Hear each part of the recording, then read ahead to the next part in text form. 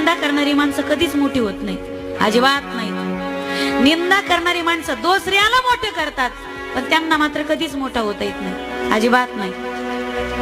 काय झालं, एकदा पूज्यपाद राष्ट्रीय प्रवक्ता मोरारी बापू यांची कथा चालू होती, रामकथा. आणि एका माणसाने एवढ्या पब्लिक मध्ये खालून चिठ्ठी पाठवली, बापू आवाज द्या, आवाज द्या, आवाज द्या. बापू आप पागल.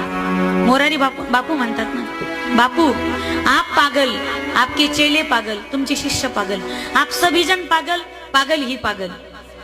खर तरी तर मोरारी बापूंनी भांडायला पाहिजे त्या माणसाला, बरोबर आहे का नाही?